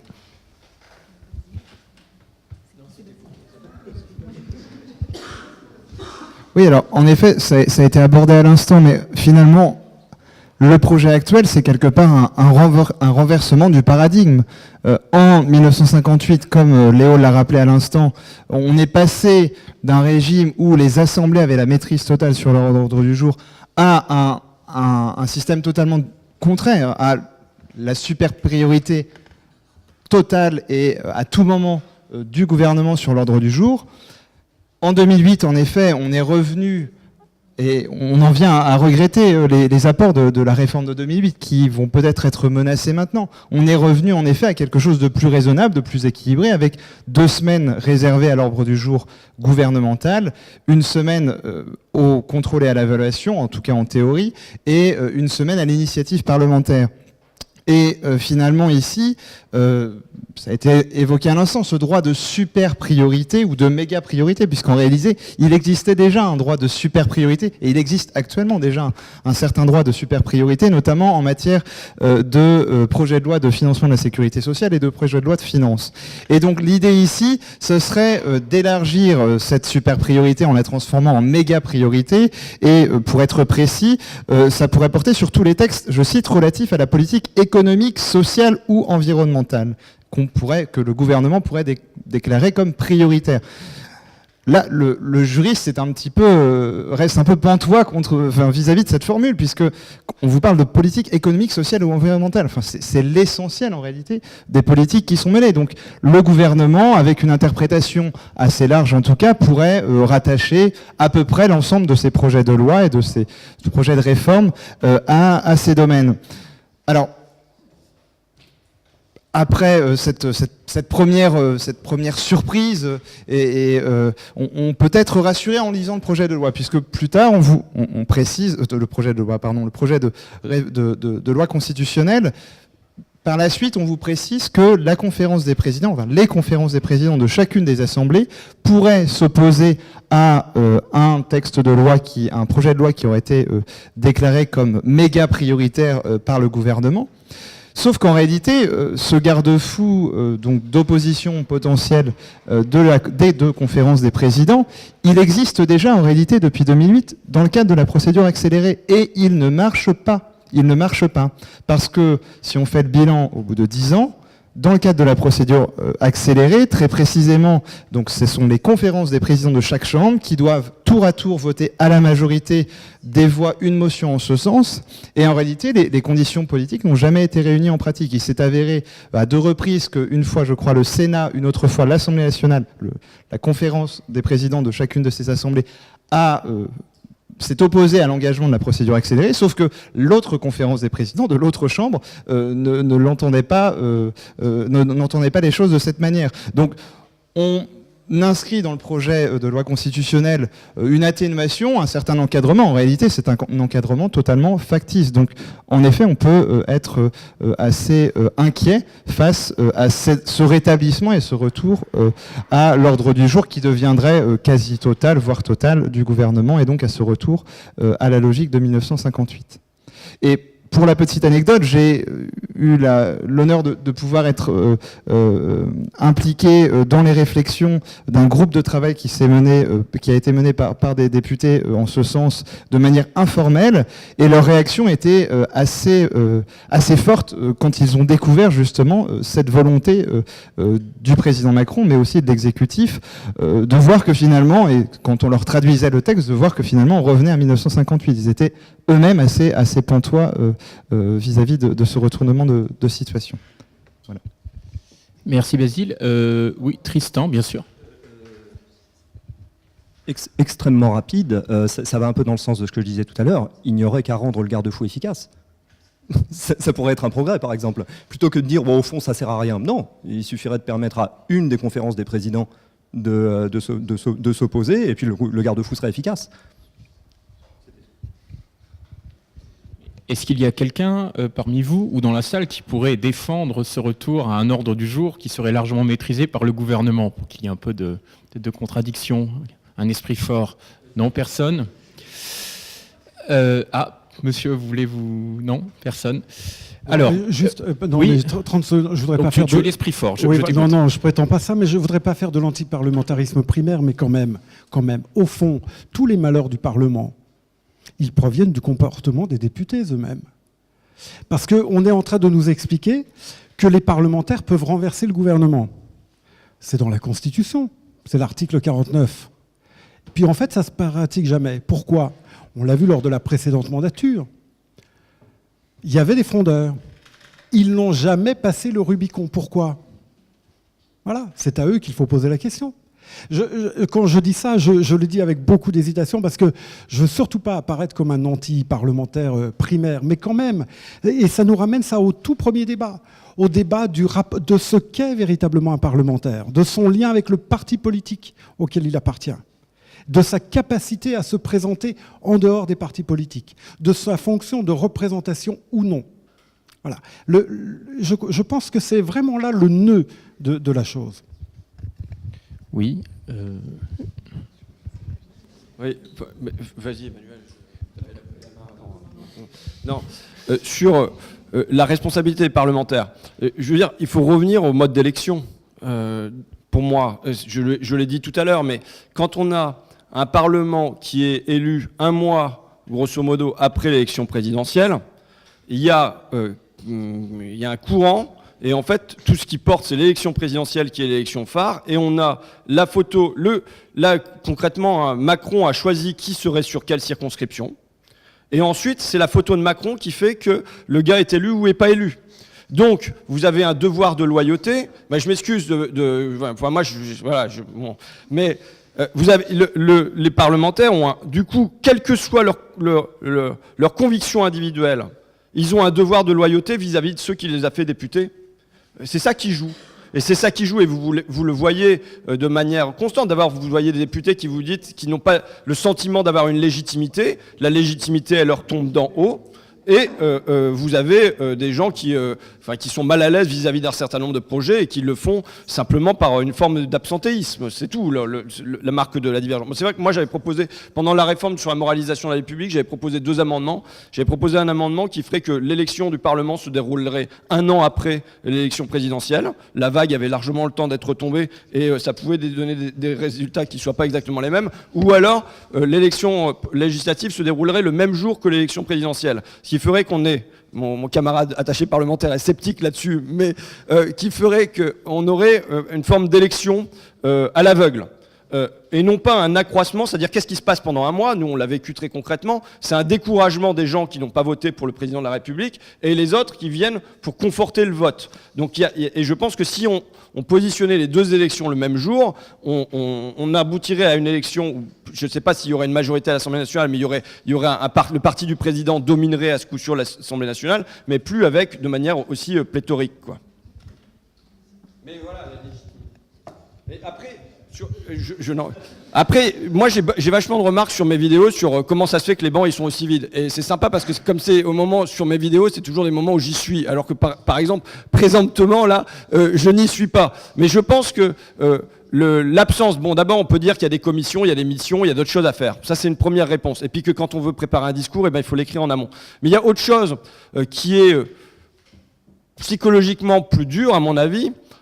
Moi j'ai fait un rapport sur le burn-out, mais c'est peut-être plutôt du burn-out à l'Assemblée nationale, c'est-à-dire le conflit entre la masse de travail à accomplir et l'inutilité de ce travail. Et qui fait que, bah oui, ça crée une forme de découragement manifeste. Mais je parle là pour les députés de l'opposition.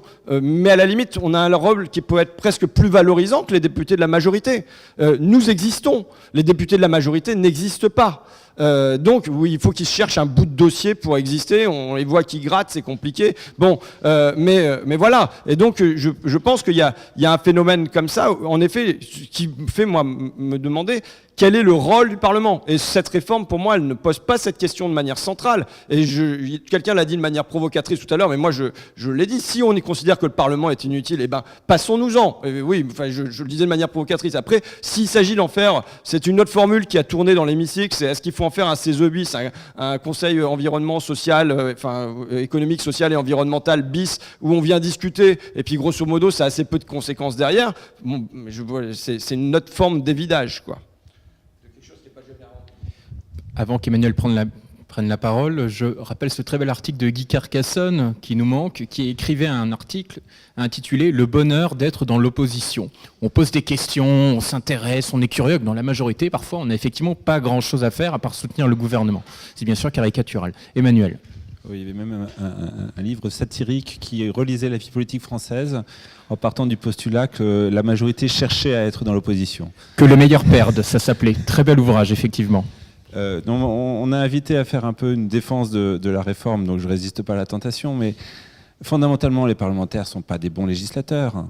Ils sont bons pour discuter, pour donner du temps, pour laisser le temps au débat de mûrir, mais vous ne pouvez pas demander sérieusement à un parlementaire de faire une loi fiscale.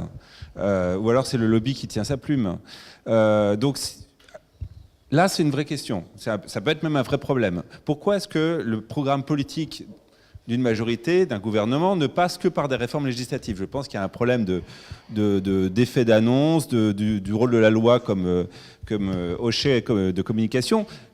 Mais supposons que le gouvernement ait besoin réellement des lois pour faire passer, pour appliquer son programme, on peut comprendre qu'il ait une forme de frustration à ne pas pouvoir faire avancer sa politique en laissant du temps à des parlementaires qui sont quelque part incapables de s'en saisir.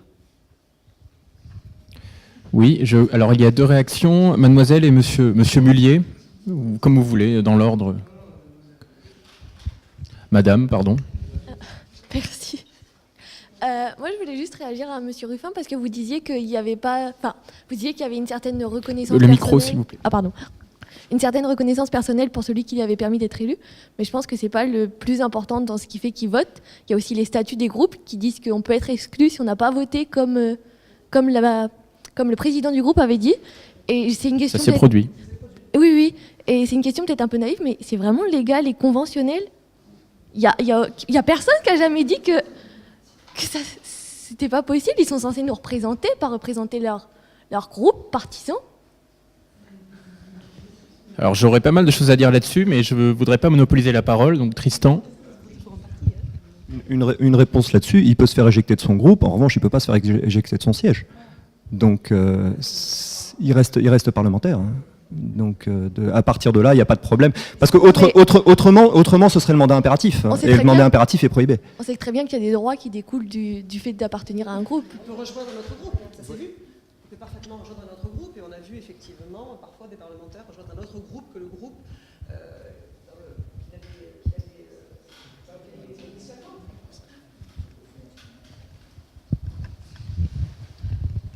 Monsieur Mullier. Oui, bonjour. Bonjour à toutes et à tous. Quand j'ai lu ce projet de loi constitutionnelle très intéressant, et quand j'entends les questions qui sont posées, notamment sur celle « à quoi sert le Parlement ?», je trouve la question très intéressante parce que hier je me suis posé la question, est-ce que le gouvernement, qui est quand même à l'origine de cette initiative, alors apparemment c'est le corps qui représente, qui a envie de cette réforme, ça j'ai pas trop compris comment ils le savent, mais c'est pas grave, mais est-ce qu'ils ont peur que le Parlement fasse de la politique ? Ça rejoint aussi la question de la technicisation, mais finalement on a un très beau colloque sur le Parlement est affaibli, est-ce qu'il est affaibli ? Et on a très peu de réflexion sur où est le gouvernement. Le gouvernement, lui, il n'est pas du tout encadré, précisément parce que c'est lui qui gère à peu près tout. Et on est toujours dans cette tendance, un peu cette condamnation à chaque fois qu'il sera question d'une révision constitutionnelle, ce sera une révision surtout qui concernera le Parlement et notamment l'encadrer ou en tout cas si ce n'est pas l'encadrer pour le revaloriser comme en 2008, s'assurer que cette revalorisation se fasse dans un cadre majoritaire qui permette au gouvernement, peu ou prou, de s'assurer qu'à un moment ou un autre, il maîtrise les affaires. Et du coup, vraiment, la question à quoi sert le Parlement, est-ce que la question en amont, c'est pas, il n'y a pas une peur de ce gouvernement, en tout cas des gouvernements, notamment peut-être avec le précédent, enfin ce n'est pas vraiment un précédent vu que ça n'a pas l'air de se reproduire, avec ce qui s'est passé sous la majorité d'Hollande, une peur de faire un peu trop de politique. La maîtrise de l'ordre du jour, je trouve c'est assez révélateur de bon, la méga priorité fait que 90%, j'imagine, des projets de loi seront maîtrisés à l'ordre du jour par le gouvernement, en l'absence d'opposition de la conférence des présidents qui est maîtrisée par la majorité. Mais est-ce qu'il n'y a pas une peur de ce fait politique? Parce qu'on a des petits exemples qui peuvent montrer un blocage législatif du Parlement. On le voit, on l'a vu à quelques rares occasions, notamment en matière d'autorisation, d'approbation ou d'un accord international ou d'un traité international, où il est possible pour les parlementaires, parfois de la majorité, parce qu'ils ne supportent pas le traité qui a été négocié par le gouvernement et ou les plénipotentiaires, finalement autorisé à poursuivre ce qui a été entrepris par quelque chose qu'ils ne maîtrisent pas du début jusqu'à la fin. Est-ce que vous voyez vraiment, il n'y a pas une peur de faire du politique? Du coup, on technicise d'une part, ou en tout cas, on essaie au maximum de le rendre pas incapable, mais le fait majoritaire permettra au gouvernement de ne pas trop être embêté par un Parlement qui est quand même censé représenter, et le gouvernement est censé y procéder. Voilà. Merci Monsieur Mullier. Je ne sais pas si une réaction sur la volonté de faire de la politique, de mieux faire de la politique. Oui, Tristan. Juste une remarque, une proposition qui n'a pas été reprise dans le projet du gouvernement. Ou alors je dis une bêtise, non, qui n'a pas été reprise dans le projet du gouvernement, qui irait dans le sens d'une politisation, peut-être, en tout cas c'est l'idée, ce serait de supprimer la discussion générale et de la remplacer par une discussion qui aurait lieu avant le renvoi aux commissions et qui serait une discussion purement politique pour le coup. Juste pour aller... Pour me faire l'avocat de gouvernement, Thibault, on te répondrait qu'on n'a pas peur de la politique, on veut faire de la meilleure politique, c'est-à-dire qu'on veut forcer le Parlement à être plus organisé, à mieux réfléchir, à ne pas faire d'obstruction, mais on aime beaucoup la politique tant qu'elle respecte le cadre juridique. Je pense que c'est à peu près ça qu'on te répondrait. Alors, peut-être quelques minutes, tant qu'on a encore votre attention, sur un autre élément majeur de ce projet de réforme, c'est bien sûr la modification du droit d'amendement. Vous savez que le droit d'amendement, c'est le droit de modifier un texte de loi au cours de son élaboration. C'est prévu par différents articles de la Constitution et à l'heure actuelle, en espérant être pédagogue, la recevabilité des amendements, elle est conditionnée par le respect de 3 articles de la Constitution. D'abord, il y a l'article 41 qui permet au président de l'Assemblée ou au gouvernement de s'opposer aux amendements qui ne sont pas du domaine de la loi. C'est-à-dire, on interdit aux parlementaires de légiférer dans le domaine réglementaire. Deuxième limite, c'est l'article 40 qui permet de s'opposer aux amendements qui entraîneraient une diminution des ressources publiques ou la création ou l'aggravation d'une charge publique. Et la dernière limite, c'est l'article 45 qui permet de s'opposer en première lecture aux amendements quand ils ne présentent pas un lien, même indirect, avec le texte. Alors, quels sont les changements prévus par le projet de loi constitutionnelle ? Eh bien, je vais peut-être laisser la parole à Isabelle pour nous montrer, est-ce que ce droit d'amendement, il est plus serré ou est-ce qu'il laisse plus la parole aux députés et sénateurs ? Oui, alors déjà quelques chiffres. Il faut savoir que dans la précédente législature, la 14e législature, entre 2012 et 2017, il y a eu 169 000 amendements qui ont été déposés, pour vous donner une idée. Et pour la seule année 2017-2018, 12 517 amendements ont d'ores et déjà été déposés. Et ce qu'il est intéressant aussi de mettre en parallèle, c'est le nombre d'amendements adoptés, puisqu'il y a eu 1748 amendements adoptés sur ces 12 517 déposés. Autrement dit, un petit peu plus que, enfin, aux alentours de 15%, mais guère même un petit peu moins. Donc, on voit, et c'est d'ailleurs ce qui est particulièrement mis en exergue par le président de l'Assemblée nationale lorsqu'il lance les débats sur les débats dont on a parlé dans le cadre du comité d'experts. Il dit notre Parlement est malade, le Parlement français est malade, le constat est douloureux mais n'en demeure pas moins lucide.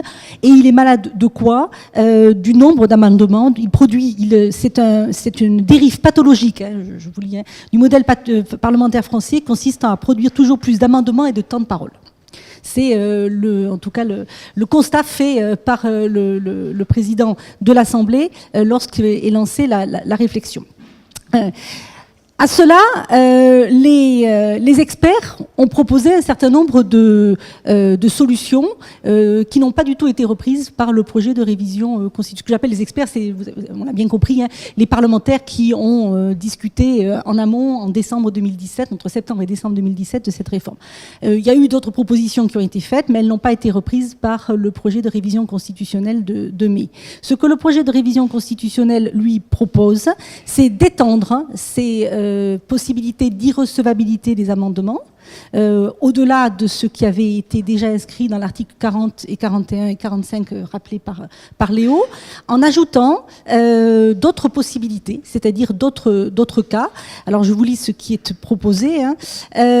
Proposition de loi ou des amendements qui ne sont pas du domaine de la loi, donc là on retrouve ce qui existe déjà, ou qui, hors le cas des lois de programmation, sont dépourvus de portée normative. Et les amendements qui sont sans lien direct avec le texte déposé ou transmis en première lecture ne sont pas recevables. Alors, déjà dans le vocabulaire employé, bien évidemment, l'idée, hein, c'est de réduire de manière drastique le nombre d'amendements. Et le vocabulaire employé, ce qui est intéressant, c'est de noter que la formule n'est pas la même lorsque l'on parle de liens directs qui sont sans lien direct avec la formule qu'on avait précédemment. Précédemment, dans l'article 45, c'était plutôt positif, alors que là, on est vraiment dans une vision négative, hein, par rapport au droit d'amendement. Dans l'article 45, c'était exprimé ainsi: tout amendement est recevable dès lors qu'il présente un lien indirect. Là, on est dans une formulation négative. C'est d'abord pas recevable s'il n'y a pas de lien direct. Donc ça veut dire qu'il faudra prouver un lien direct pour que ce soit recevable. En tout cas, il faut la formulation, souvent le diable se niche dans les détails, et la formulation est importante. Pour moi, en tant que juriste, deux remarques. Bien évidemment, l'idée, c'est de limiter le nombre d'amendements recevables. Plusieurs remarques. Une remarque déjà de définition. Ça va être extrêmement compliqué pour celui qui va devoir le mettre en œuvre de savoir ce que c'est qu'un amendement dépourvu de portée normative. Comment définit-on la portée normative ?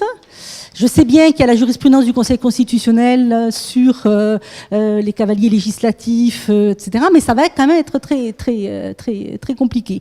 Pareil, la notion de lien direct, c'était tout aussi difficile de dire. C'est peut-être encore plus difficile de définir ce qu'est un lien direct avec le texte que de définir ce qui n'était pas ce qu'était un lien direct. Donc ça va être très compliqué.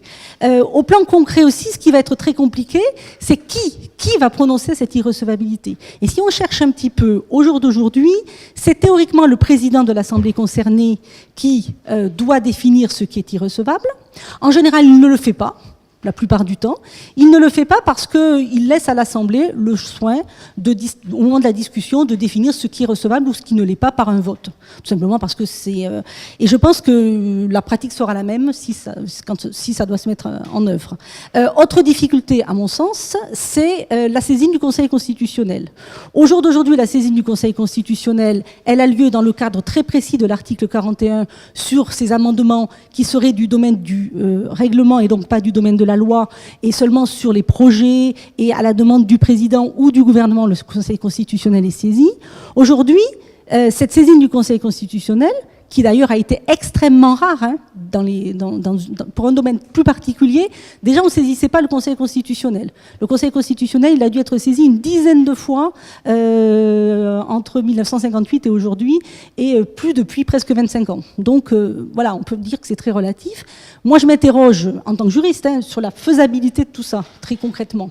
C'est-à-dire comment va-t-on saisir le Conseil constitutionnel, qui y aura intérêt, puisque si ça doit rester en l'état actuel, le président de l'Assemblée ou le gouvernement, je ne vois pas quel intérêt ils auront à le faire dans ce domaine-là. Donc concrètement, clairement, il y a une volonté de réduire le nombre d'amendements.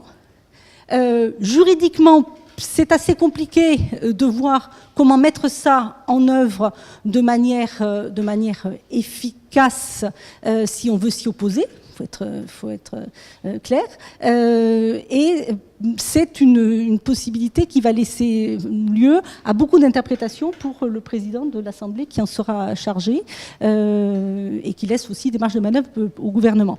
Après, dans l'exposé des motifs, pour terminer, le Conseil d'État, quand il a été saisi de l'avis, ou le gouvernement, disent mais ça portera aussi sur les amendements du gouvernement, alors que jusqu'aujourd'hui, ça ne concernait ces règles-là que les amendements des parlementaires. Donc vous voyez, nous, on se met aussi dans la catégorie des mauvais élèves, et on dit aussi que nous aussi, on fait peut-être des amendements au moment où il ne faut pas. Voilà, ça c'est la défense du gouvernement pour expliciter cette limitation. Merci Isabelle. Est-ce qu'il n'y a pas quand même, au-delà de la faisabilité, et qui prouve que les projets de révision de la Constitution ne font pas l'objet d'une étude d'impact puisqu'on ne s'interroge pas sur leur effectivité potentielle, est-ce qu'il n'y a pas quand même un problème d'obstruction parlementaire? Est-ce que finalement cette réforme elle n'est pas bienvenue d'une certaine manière? Il y a un micro quelque part peut-être? On a peu de moyens mais on est motivé. Je m'excuse de reprendre la parole.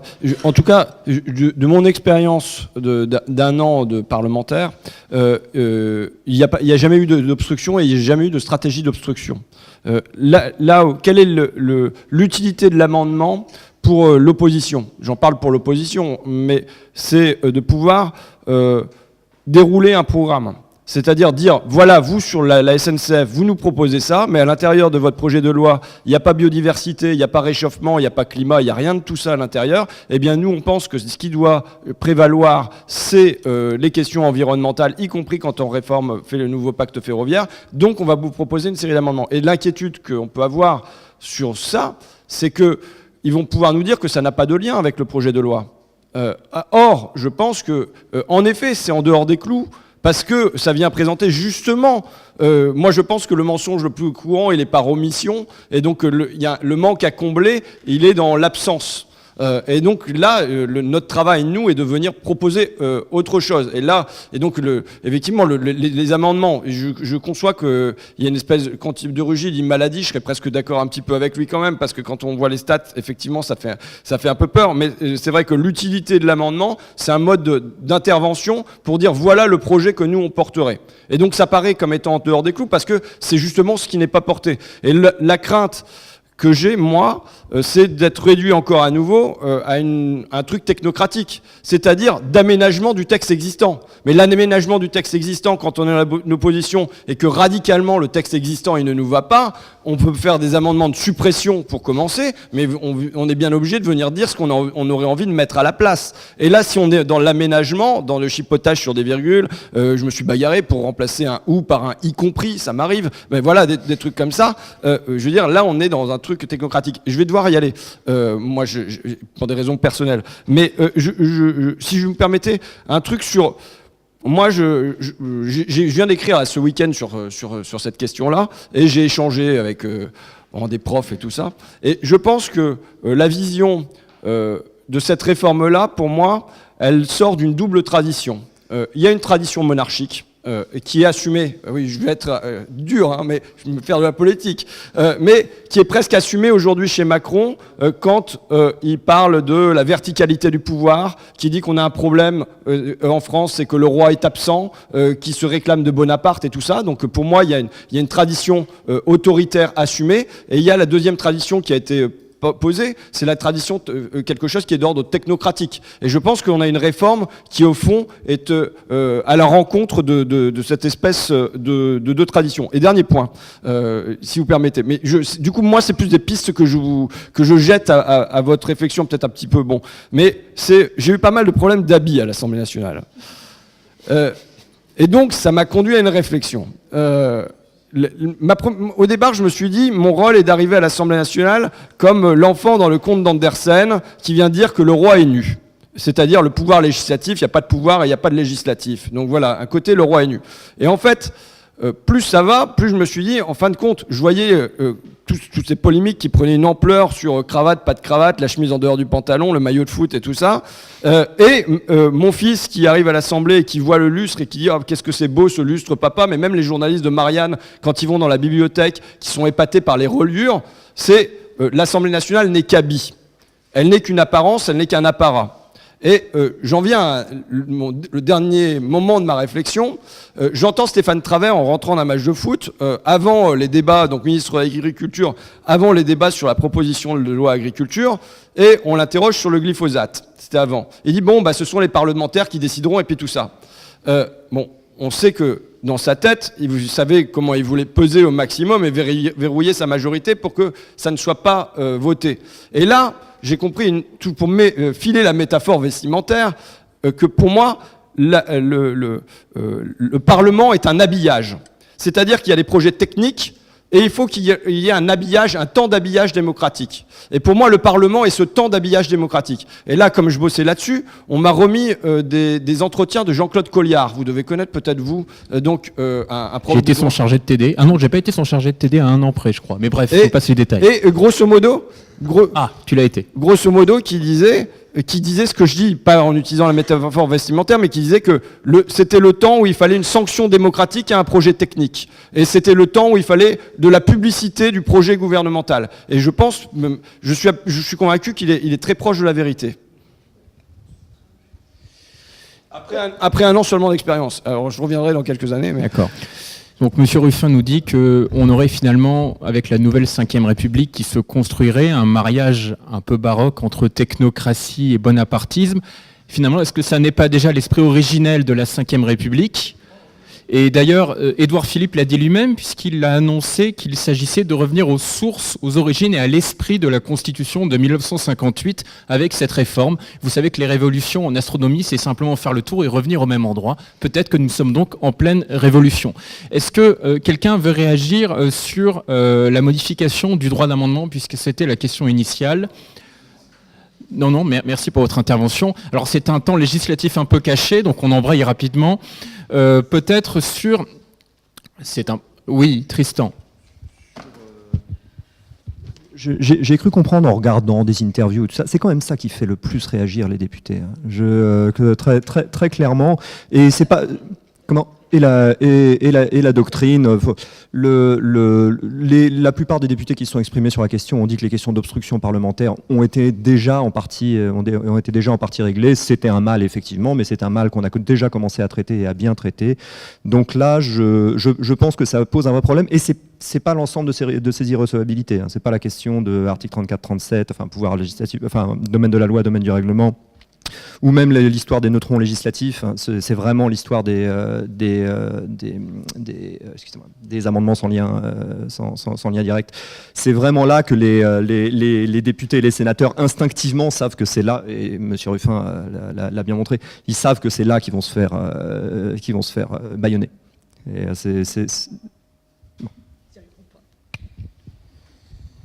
Alors, je voudrais qu'on consacre les dernières minutes de cette rencontre, et je prie de m'excuser les collègues qui devaient intervenir sur d'autres sujets et qui ne vont pas pouvoir le faire ce soir, mais je voudrais qu'on parle des perspectives de ce projet de réforme. Est-ce que ce projet va être adopté ? Est-ce que l'on peut se passer de l'accord du Sénat ? Mon collègue Charles-Édouard a dit il avait entendu dire qu'il était possible que l'on passe par la voie de l'article 11 de la Constitution, ce qui m'étonne puisque ce serait une révision de la Constitution totalement inconstitutionnelle, donc je ne peux pas croire que l'exécutif puisse l'envisager. Donc il reste la voie de l'article 89 qui est la seule. Est-ce que c'est envisageable ?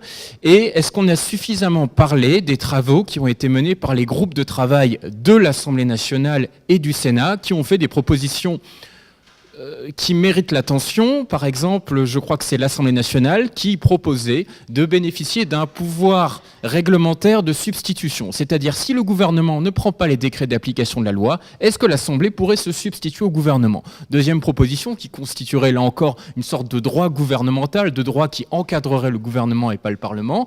Eh bien, puisqu'on diminue le nombre de parlementaires, pourquoi pas diminuer le nombre de membres du gouvernement? Voilà, on dit 15 membres du gouvernement, c'est dans le groupe de travail du Sénat, c'est vrai, pourquoi pas, on peut tous se limiter en nombre, ce serait intéressant. Est-ce que Tristan, je crois que tu as regardé un petit peu ces rapports des groupes de travail, tu peux nous en dire un peu plus, et peut-être sur leur capacité potentiellement à influencer la réforme qui va être discutée prochainement dans les chambres?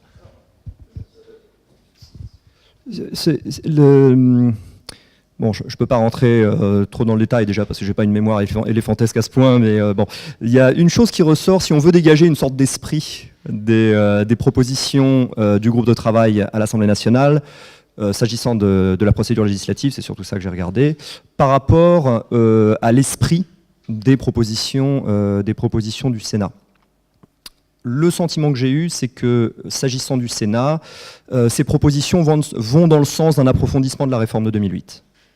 C'est vraiment l'impression que j'ai eue. Il s'agit d'aller encore plus loin. Par exemple, c'est un point que je mentionnais tout à l'heure, l'idée que la conférence des présidents d'une des deux assemblées puisse s'opposer au recours à la procédure accélérée. Par exemple, ça c'est un exemple.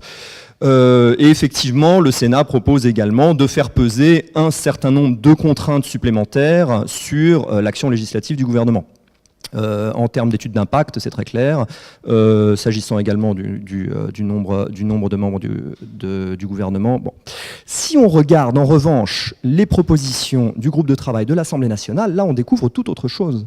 Et ce qu'on découvre en réalité, c'est que si on met à part la question des amendements, le projet de loi constitutionnelle va dans le sens des propositions du groupe de travail à l'Assemblée nationale, notamment sur le raccourcissement du travail législatif, avec la législation en commission ou le raccourcissement de la navette en cas d'échec de la commission mixte paritaire ou si le texte de la CMP n'a pas été voté conformément. Donc ce dont on se rend compte, c'est que l'Assemblée nationale demande en réalité une accélération de son travail, ce qui me semble tout à fait paradoxal.